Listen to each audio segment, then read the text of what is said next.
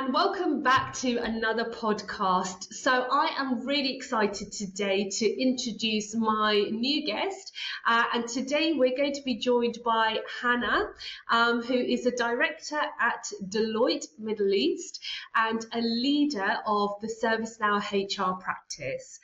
Now, she's a specialist in HR tech, transformation and employee experience, helping global businesses optimize their people strategies. So Hannah, a huge welcome to you. Thanks for joining us today. Thank you so much. That's quite the introduction, and thanks for having me on the podcast today. I think what you're doing with this podcast is awesome for the ServiceNow community. So honoured to be here. I've learned a lot from your previous guests, and yeah, hopefully I can share my story today and hopefully inspire others on their ServiceNow journeys. Oh, thanks, Hannah. We're really excited to hear about your journey. And, I think that would be just so interesting just to kind of start off with, just hearing about your journey and how you first got introduced to ServiceNow. Would you mind sharing with us? Yeah, happy to. I'd say overall it was very much a case of being in the right place at the right time and seizing opportunities that were presented to me. Maybe if I go back to the start of my academic background, which I'd probably describe as a bit all over the place as a confused teenager. So I studied probably the most unique mix of A levels ever. So I did music, maths, French, psychology. At one point in my life, I actually wanted to be a pianist and make a career out of that. But luckily, my mum gave me some sound advice that I should probably pursue something a bit more financially viable. So ended up studying psychology at university. I thought at the time maybe I'd pursue a career as a clinical psychologist, but did some work experience in that space, realised that that wasn't for me. So then it got to the end of graduation and kind of felt it was the status quo really at the time, that you do university, you go onto a graduate scheme, right? So at the time I was applying to multiple different graduate schemes, got a lot of rejections along the way, which now looking back on it, I think was probably fate and good resilience and character building. But yeah, I was very fortunate to get accepted onto the IBM consulting graduate scheme. So I spent 3 amazing years there, which is when I started to really develop a passion for technology.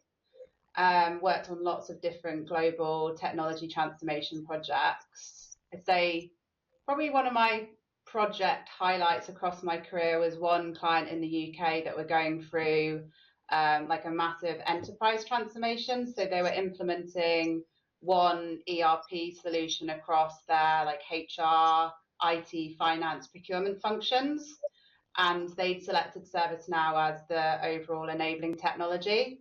So the technology that would serve as like a unified portal, case management, knowledge management, live chat.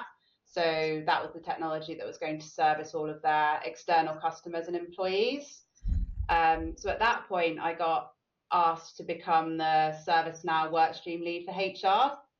And I remember at the time I was really excited at the opportunity, but probably quite daunted by it at the time, because I was just a senior consultant, hadn't got any experience with ServiceNow. I think this was back in like 2015 where the product was really starting to expand, particularly kind of building out HR solutions. So very fortunate, the week after I got shipped off to Amsterdam, I did my certified system administration, the CSA course, and then also just reached out to my global network really of other team members that had implemented it before, just to understand how I can best, deliver in this role. So as I said at the start, it's been about seizing opportunities presented to me.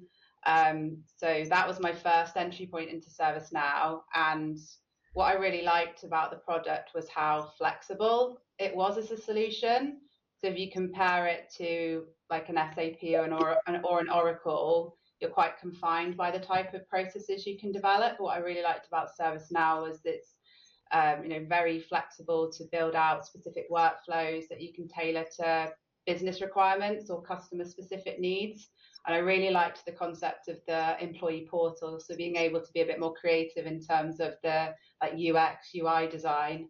So that was probably like the pivotal project in my career. And at that time, I left IBM to join my current company, where I had the opportunity really to grow our ServiceNow practice for HR. So I've spent I've spent around 7 years in the UK, building the team, delivering projects across the globe. So very fortunate that I've travelled a lot in my career. So a lot to countries in Europe, South Africa, US, India. And as you said, in my current role now, I've been based in Dubai for the last 2.5 years, where I'm building our ServiceNow team here and predominantly looking at implementing projects across the UAE, Saudi Arabia, and Qatar. So that Wow. is my career journey in a bit of a nutshell. So yeah, being at the right place at the right time, embracing opportunities, and yeah, surrounding yourself with people that are going to be really supportive and championing your career goals.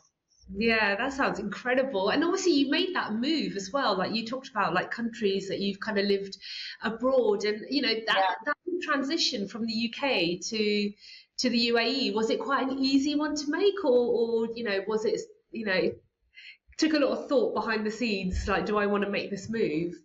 Yeah, I mean, I've always been someone that likes to just jump into things and grasp opportunities presented to me. I'd say from a lifestyle perspective, I don't miss the weather in the UK at all.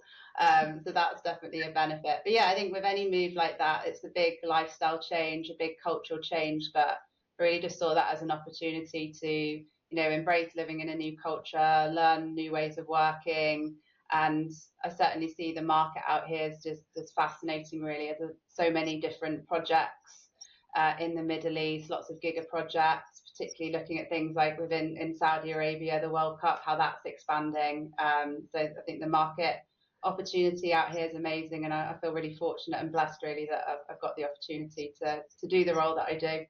Yeah, that sounds amazing. That's brilliant. And obviously you've reached, a really fantastic level, particularly in your current company, being one of the big four. Is there like can you describe like your mindset or attitude that's been really instrumental in helping you throughout your sort of ServiceNow kind of career journey?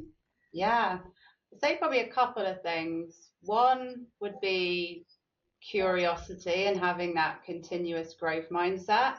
And I say curiosity because, as I said in the introduction, I started off in ServiceNow not knowing anything about the platform. But what I found was that you can very quickly become someone that's an expert in it if you're willing to invest the time, be that through the various, certification programs. The community is so helpful, right? In ServiceNow, I'm sure you know that.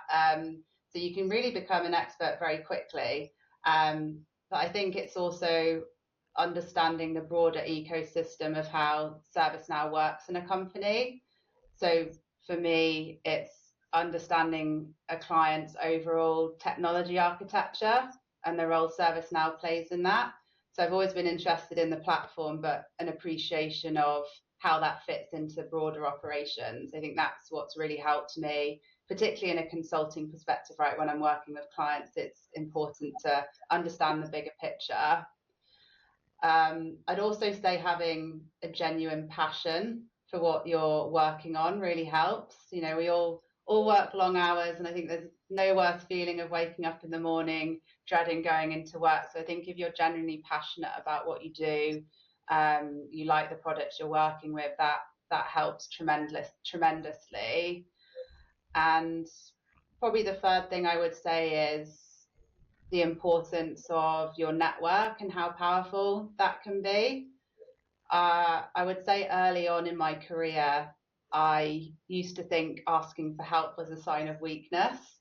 And so there'd probably be times where I'd sit there, asked to do something, trying to figure it out myself, like hours on end, where if you know someone that's done it before, is an expert in that area, just pick up the phone, they can very quickly help you. So I think always important to try and, problem solve, troubleshoot yourself in the first instance. But if you're really stuck on something, just knowing that within the network there's someone that's done it before that can help you. And I think the industry or the community as a whole is probably the most supportive community I've had the pleasure of working with.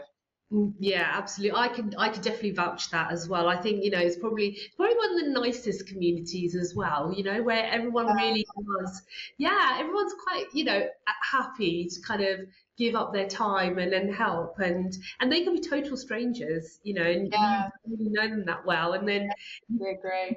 yeah, definitely. So I think that's amazing. And like just talking about like the community, like for somebody, let's say, who wants to like come out to the Middle East, and they think, right, I really want to establish my career out in the Middle East. Is there much of a ServiceNow community, particularly in the Middle East at the minute, or is it something that's building up? Yeah, I'd say it's definitely growing quite quickly. I'd say the market out here is maybe a couple of years behind where it is in the UK, whereas a lot of customers are probably early on in their ServiceNow journeys.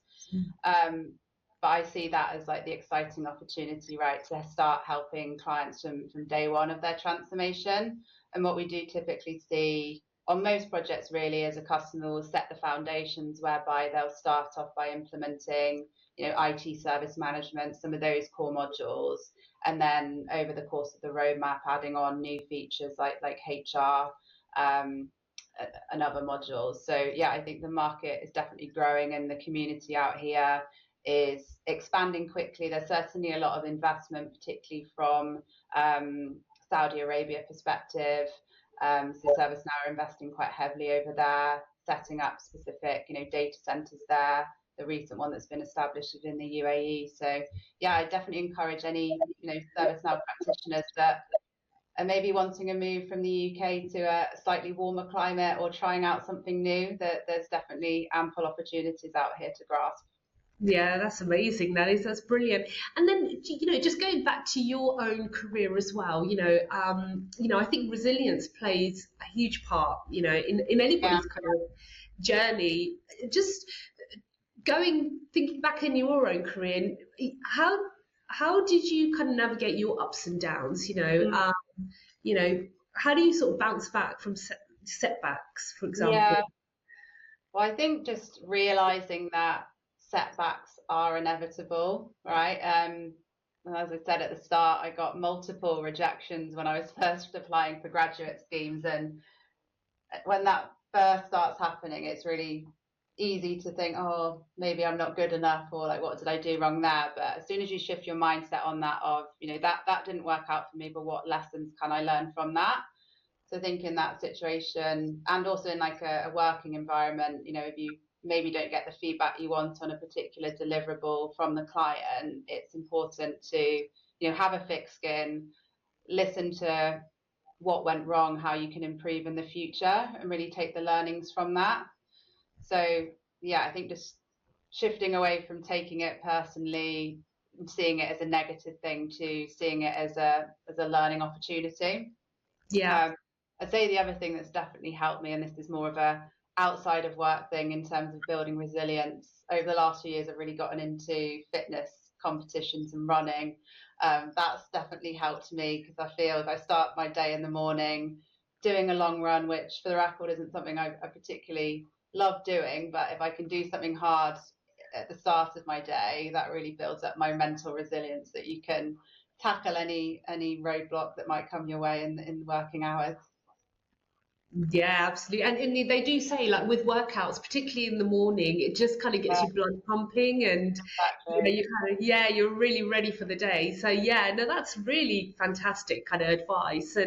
And like, did you have like any mentors or anyone that really, played a big part in your life, in terms of guidance for like career progression?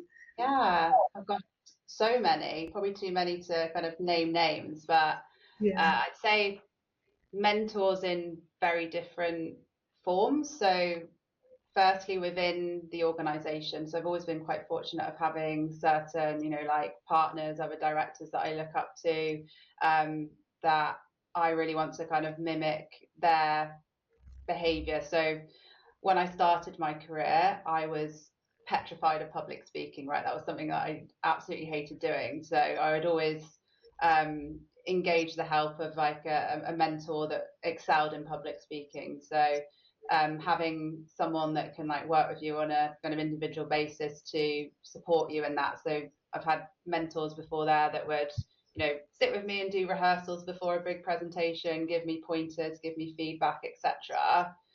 So I definitely recommend that to anyone starting their career. Find that mentor, someone that can really help you grow. Actually, one thing I found that's really helpful is the concept of, reverse mentoring. Okay. So particularly, well, I'm not the most technical person, right? I don't come from a development background. So in my team, I'm very much reliant on my developers, like, advising me on what's the best way to, develop something from a technical perspective, but also from, if we think of a HR example here of onboarding, when we're designing an onboarding experience for a client, just thinking through like different demographics and how different personas would want to be onboarded into a company. So we traditionally think that might be through, they prefer just to email in their documents into the team or log on through like a desktop portal, but also from like a reverse mentoring perspective, getting the views of, okay, well, why don't we have this as a completely mobile first experience? Let's use WhatsApp as a channel for how we're going to interact with the onboarding team. So I think it's just being open to realizing mentoring can come from so many different angles and you can learn so much. It shouldn't necessarily be a hierarchical based mentor model, but you can really learn from everyone regardless of the grade within the team. Yeah, that's fantastic. I love that concept of reverse mentoring. I think that's brilliant because you don't hear people mention that, and it's almost like subconsciously it happens. But yeah, no, I think that's fantastic. So, Yeah. and just kind of, you know, thinking about anyone who wants to join the ServiceNow, who's thinking about, okay, is ServiceNow where my career should be? Obviously, you Yeah. specialize within sort of the HR space. Mm-hmm. Is that something you'd recommend? Yeah, well, I'm probably biased on my response to that, but yeah, definitely recommend it. But if someone's kind of curious, I would say there's a few things that they should investigate first. I think first, like just reaching out to people that have that experience, understanding what a day-to-day looks like working in that industry.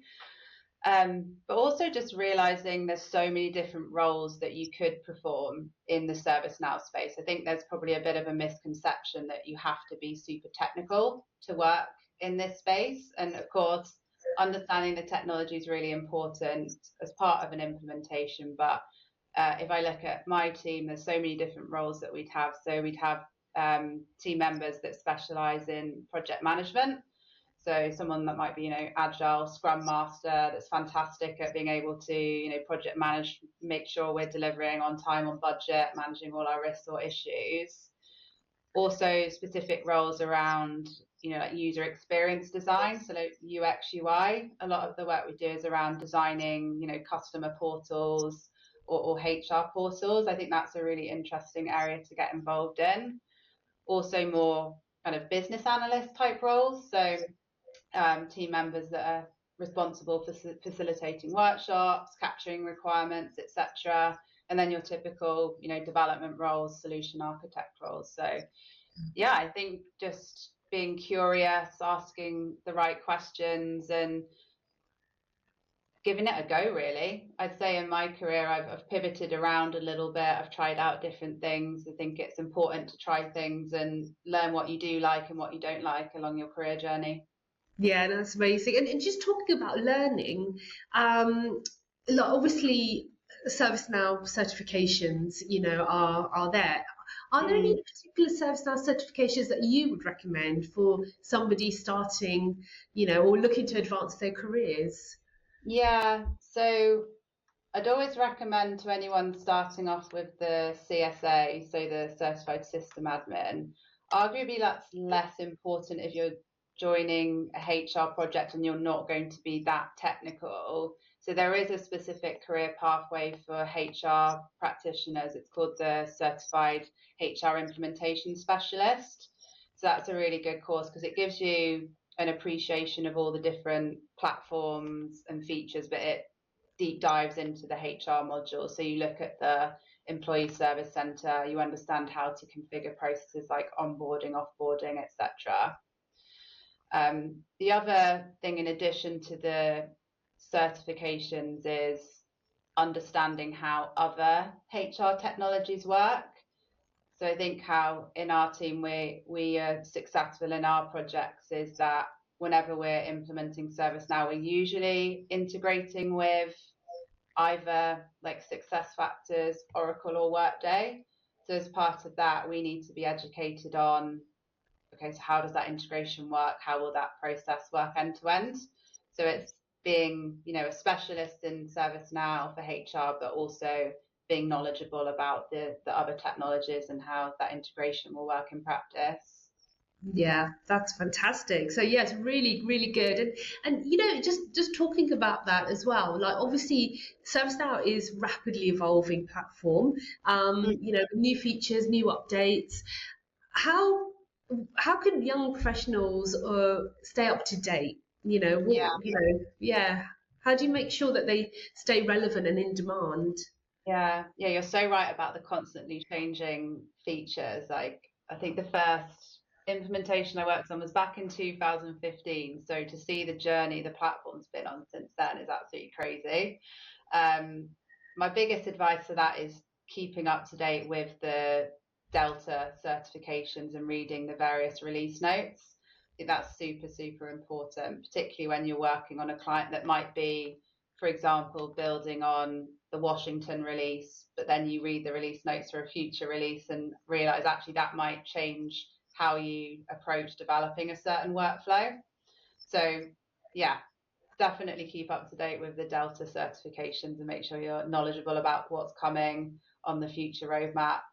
And I'm interested to see how many more features get added over the next few quarters. Interested to see how the investments in, Gen AI and all those other kind of features will continue to improve the platform.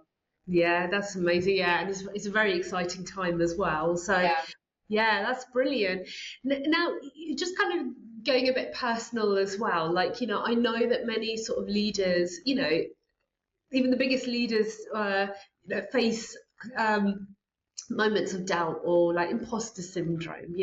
How do you do you have any tips on how you can manage and overcome these kind of feelings of insecurity that people might have in their careers? Yeah, I think the topic of imposter syndrome is interesting, isn't it? It's quite a complex one. I'd say my relationship and mindset on it has changed significantly over time, and I think that's as I've developed more knowledge and experience. I was actually listening to an interview the other day, and I don't know if this is going to work if I play it via the audio. I can maybe link to it after, but I think it's a really powerful clip that I really want to share. So just a bit of background. It's an interview with, I don't know if you know her, she's called Ilona Marr. She's a professional rugby player, and she was on the equivalent of Strictly Come Dancing in the US. But she's this big social media influencer as well, like a really inspiring role model. But she sat down with a CNN reporter the other day, and I'll just play you the clip and then we'll see if it works. Amazing. How do you overcome imposter syndrome? I don't have that. Really? No, I don't know what that. It's like where you don't feel like you deserve it. Yeah. No, I don't think I have it. Okay, but like, how is that possible? I feel like imposter syndrome ruins my life sometimes. I feel like I deserve what I've gotten. I think that I've worked very hard, even in the rugby space. Like, I've played sports my whole life. I went and played rugby at South Burlington High School, and then I made the late decision to play rugby here, and then I transferred here to play rugby, and then I do all the work off the field. I posted videos consistently from Tokyo till now. I posted many videos a day. I put myself out there. I put my whole personality, my whole everything out there. So basically you're just saying, don't even acknowledge it. I just don't think I have that. I love it. Which I think is also like people are told sometimes to feel like they have that imposter syndrome, but it's okay to be proud of what you've done. It's okay to believe you deserve something because you've put in the work for it. I love that. I love it. Yeah, I just absolutely love that. And me and my friends, similar kind of job profession to me, and we both weirdly sent it to each other at the same time, and we're like, this just summarizes our views on this as a whole. Yeah, And I think yeah, that last statement she makes around it's okay to be proud of what you've done, you put the work in. yeah, And I think obviously it's a journey to get there. And I'm not saying I haven't had troubles with it in the past, but I certainly just think for me, imposter syndrome is something you experience if you don't have like the knowledge or experience or haven't put the preparation into something. Um, so, for example, I still to this day, if I know I've got to deliver a presentation in front of 200 people or whatever, like inevitably I'm going to have natural nerves from that. If you do have nerves about something like that, it shows that you really care. But yeah, if you've done the preparation in advance of that and you know exactly what you're going to say, then you should feel confident in your ability to deliver on that. And I listened to your podcast with, I think it was Leah Smith, and yeah, she said something that I really related to, which was I think she had a similar experience being nervous about a presentation. And the advice that she was given is there's no one in that audience that is sat there wanting you to fail. So everyone wants you to succeed. So I think it's just how do you rewire your brain on that and do the preparation you need to for it to be a success, invest the time in building up the knowledge, and experience is just something that comes with time, right? And even if you're early on in your career, you might not have the years of experience, but what you certainly can achieve is saying yes to opportunities, pushing yourself out of your comfort zone, and you know having all those opportunities to grow and build that experience. yeah, absolutely. Yeah, I get you totally. And that clip you played, it's definitely, some might say, oh God, she's just arrogant, it's Yeah, like, but the other, no, I wouldn't say that at all. I would say, well, no, that's just being confident in yourself. exactly. Yeah, I love that. Yeah, and even if you mess up, it's like, so what? Like, who hasn't messed up? yeah, exactly. And you're going to think it's way worse than anyone else does. Yeah, exactly. And that's the thing. That is the thing. I think people are just so self-critical Again, of themselves, failing.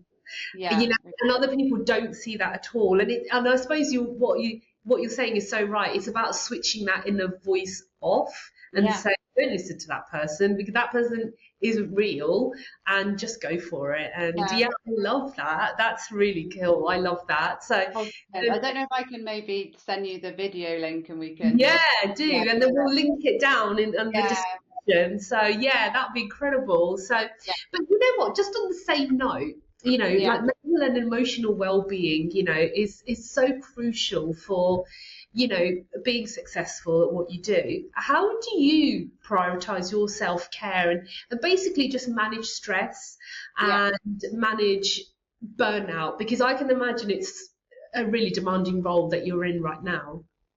Yeah, I think finding that optimum work-life balance is key, and it's definitely been a journey for me to get to that point, that's for sure. I'd say everyone, well, most people will experience burnout in their career.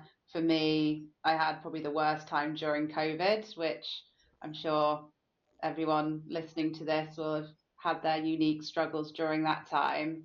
But yeah, that was a time when I was working ridiculous hours, feeling the pressure. So I ended up taking some time out to just kind of reevaluate my work-life balance and try and like reset and recharge. Since then, I've been really fortunate to work with a wellness coach. Actually, I'm going to do a shout out to Linda Jarnum. This is actually a course, very, very lucky that work put me on this course where, you heard of Aura rings? The little rings you wear that like track your sleep data, or you can use like a Whoop device. Yeah. Yeah. So it's this program where you wear the Aura ring. I think it's for like a 2-month period, and it tracks your, like your sleep data, your heart rate variance, and it can kind of like monitor your stress throughout the day. And Linda, as my wellness coach, would have access to all of that data. And it was I learned so much through that course on, how little I was sleeping and the Wow. impact of that on my day to day work, my overall levels of productivity, specific times of the day when I was getting stressed, because it was crazy. You can pinpoint your stress levels before, for example, you're going into an important meeting, All and right. those stress Wow. levels would like elevate. So through that, managed to learn some really good kind of like coping strategies or mechanisms through that, which be that through, like certain like breathing techniques or like short meditation, things like that, and really establishing a good nighttime routine for me that would Mm. help me fall asleep very quickly and make sure I was getting at least 6 to 7 hours a day. And off the back of every night, sorry, and off the back of that, yeah, I just saw massive increases in my reduction in my stress levels and increase in my HRV. Oh, wow. Um, That's that amazing. that was super helpful, and I think more less on the scientific side of that. What I then have now established are a set of like non-negotiables in my day, which is I'm lucky I'm a morning person, so I'd always wake up early and kind of have a few things I do before even firing up my laptop. So I like to make sure I do kind of exercise every morning. This might be a bit spiritual for some of your listeners, but doing my kind of gratitudes, like Yeah. manifestations, those kind of things, and time, yeah, really just to look at my goals and make sure that I'm, balancing my personal goals with what I need to achieve from a work perspective. And how long did you do that for? Like, how long was it over a course of a few months and you Yeah, noticed a a few difference? months. Really? Yeah, yeah, Wow. it was super, super effective. So I'd recommend that to anyone. Like, I think most like watches, like if you've got an Apple Watch or a wearable device, can track those kind of metrics. I think it's really good just to take a step back and kind of look at the science behind it and realize actually if I change certain behaviors, that can have like a really significant improvement on my health as a whole. Yeah. So very blessed I did that, and I think that's like lifelong learnings that I will carry on with me. Yeah, I was going to ask you actually, like, do you think it's something that you can maintain, or is it like, when you go on a diet and you do it so well, goes away, and then you just like, all right, I'm going to stop dieting now, and it all comes back on. Oh, I know what you mean. I know, and like I say these non-negotiables, and I try my absolute best to stick to them every day. But I'd be lying if I said there haven't been times where I'm working on a particularly demanding client and I have to stay up really late at night to get something over the line. But Yeah. no, for the most part, I will stick to that as much as I can. And Yeah. if it and then if I've had a particularly stressful week, long hours, then just making sure I make up for that on the weekend when things are slightly less. So, obviously, knowing you now, Hannah, I think it's fantastic, how you've really balanced, like being ambitious but staying really humble, and I think it's fantastic, and it's great as well, being female and having empowerment, particularly in the male-dominated industry. So, like, Mhm. how do you kind of keep that balance act? Because you do it Yeah. so well. Well, thank you for that. That's really nice of you to say. Yeah, I think remaining humble and showing humility as a leader is really important. I also like the whole concept of if you're the smartest person in the room, you're in the wrong room. And so what I always see is, I've got so much more I want to learn and so much more I want to achieve in my career. So I think it's always looking up to other inspirational role models and thinking how I can continue to, excel my career, but also then give back to the broader team, right? Like I'd like to think I'm a good role model for other young female talent coming through the ServiceNow industry. So I think that's a good balancing act. I think also if I look at some of my goals outside of work, that keeps me very, very humble, right? So I recently got into running and competing in this fitness event called Hierarchical, and what I realized there is definitely comparison is the thief of joy. You can put so much work into something, but there's always going to be hundreds of people that are way better than you, and that's awesome, right? It keeps you striving to be better. But I think it's good to be proud of the individual journey that you're on, but not compare what your maybe like chapter 4 is to someone else's chapter 30. Yeah, yeah, definitely. Yeah. And I think that, yeah, that's the thing. If you just focus on your own journey and what you're Yeah, achieving thing, and it will keep you grounded as well. And exactly like you say, you look up to those that you think, right, okay, yeah. And as many I know of the listeners will be looking up to you and going, right, I really want to be in Hannah's shoes, and so yeah, that's amazing. So well, so look, my final question, okay, so if you could go back in a time machine and talk to your 21-year-old self, Yeah. what advice would you give her? Oh God, well, I guess there's probably some questionable fashion and hairstyle choices I would have made along the way, so I'd probably go back in a time machine and course correct those.